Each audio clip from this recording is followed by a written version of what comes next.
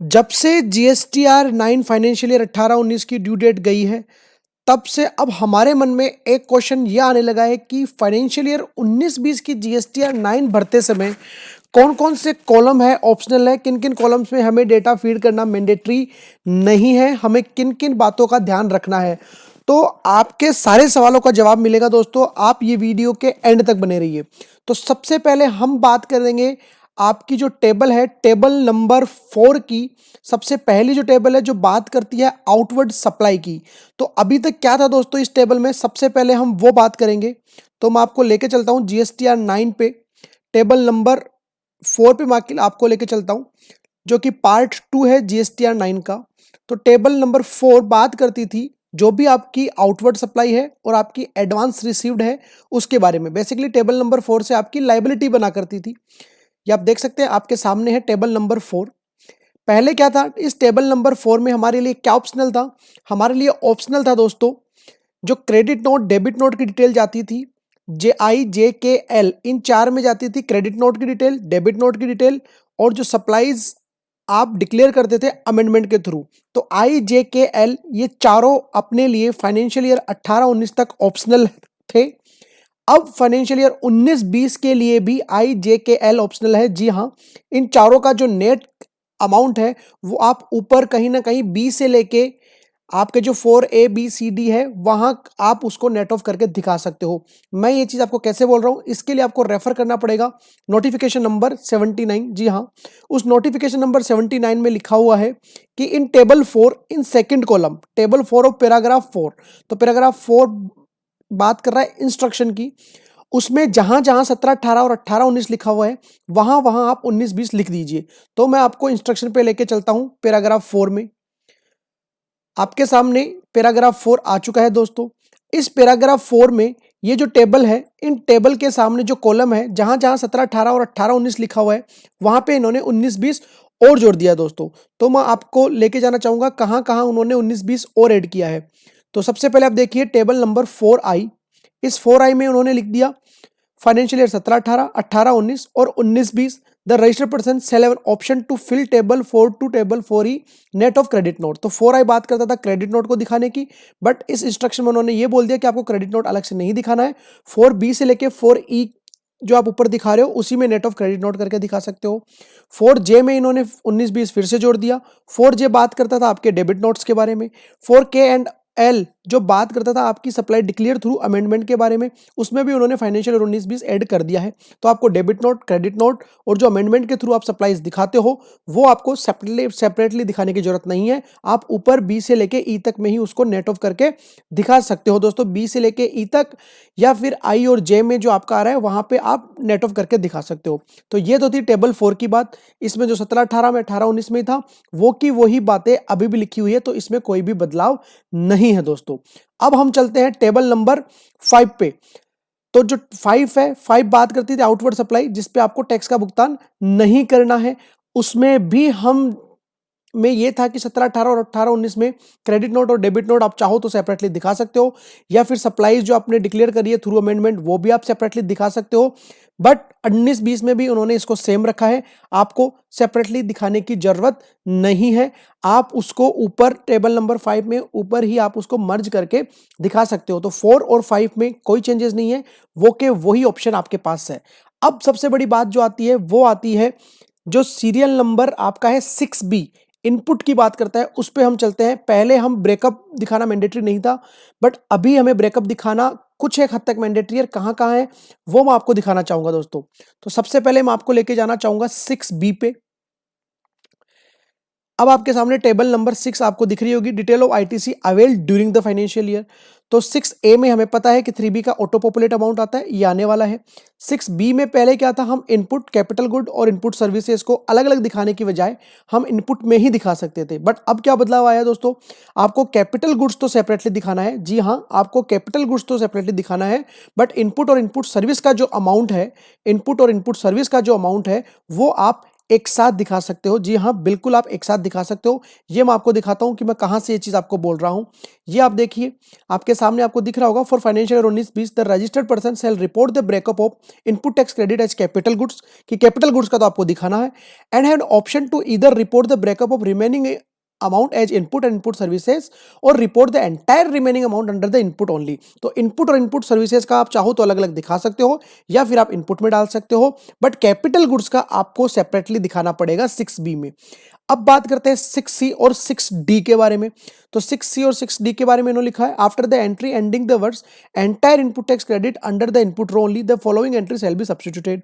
तो क्या एंट्री लेके आ रहे हैं, the person shall report the breakup of input tax credit as capital goods and shall have an option to either report the breakup of remaining amount as input और input service, और report the entire amount under the input only. इसमें भी same बात कही, capital 6C और 6D में आपको capital goods तो अलग से दिखाना है। जी हाँ, 6C और 6D में जो आपके इनपुट आ रहा है उसमें कैपिटल गुड्स का इनपुट तो आपको अलग से दिखाना है, बट इनपुट और इनपुट सर्विसेज का जो है आप चाहो तो सेपरेटली दिखा सकते हो, या आप चाहो तो इनपुट के अंडर ही दिखा सकते हो।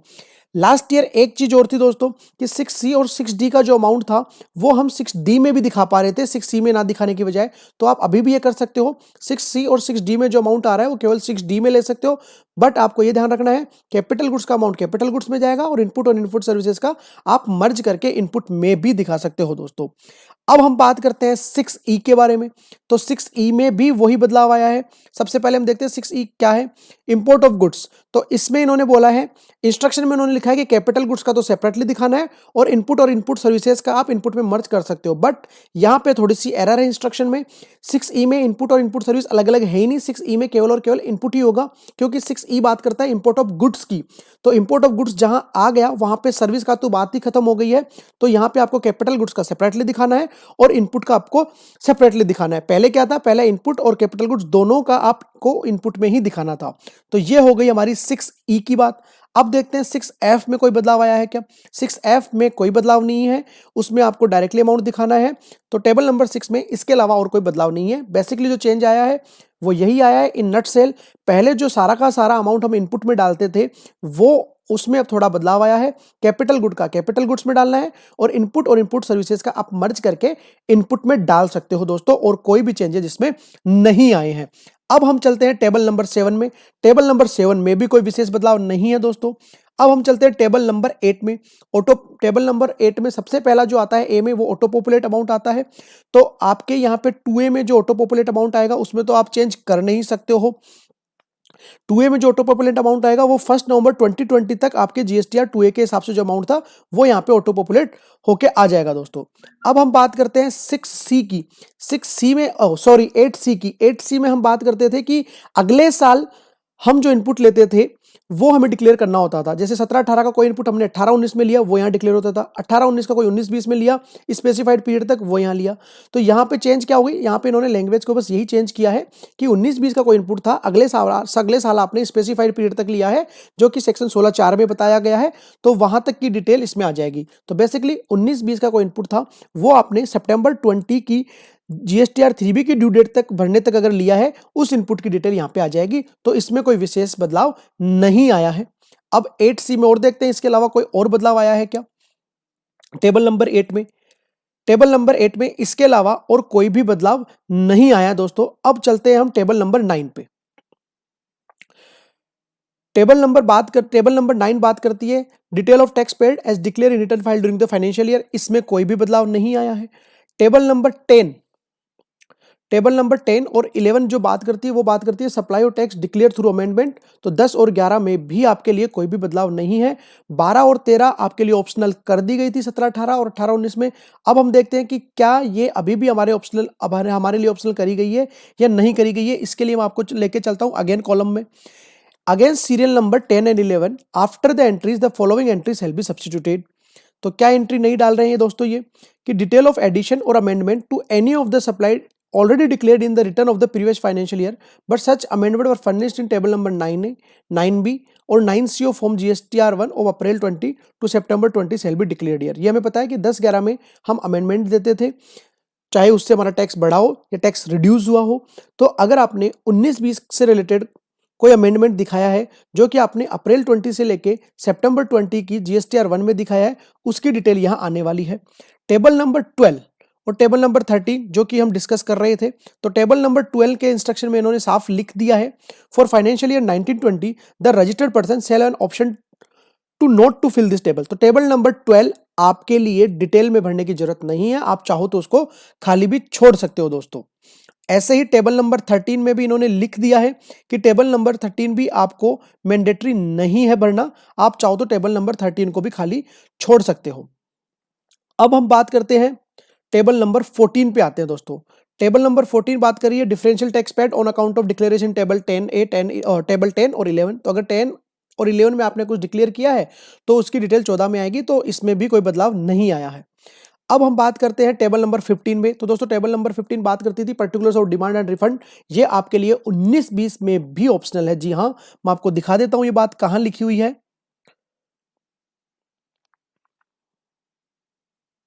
इन पैराग्राफ 8, तो हम सबसे पहले पैराग्राफ 8 पे चलते हैं।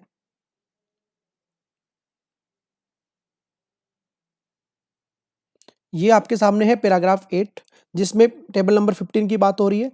इन पैराग्राफ 8 जहां जहां 17-18 था वहां वहां 19-20 डाल दो भैया। तो 17-18 कहां है दोस्तों? 15A B C D में 17-18 18-19 था, वहां 19-20 भी ऐड कर दिया, मतलब 15A 15B 15C 15D ये मुझे भरना ऑप्शनल है। ऐसे ही 15E 15F 15G ये भी मेरे लिए ऑप्शनल है। Again 16A 16B। अब हम चलते हैं 16, तो 15 आपके लिए कंप्लीटली ऑप्शनल है, 19-20 के लिए भी। अब हम चलते हैं 16 में। 16 बात कर रहा है information of supply receive from composition tax payer deemed supply under section 143 good Saint on approval basis. तो 16 भी आपके लिए ऑप्शनल है, आपको भरने की रिक्वायरमेंट नहीं है।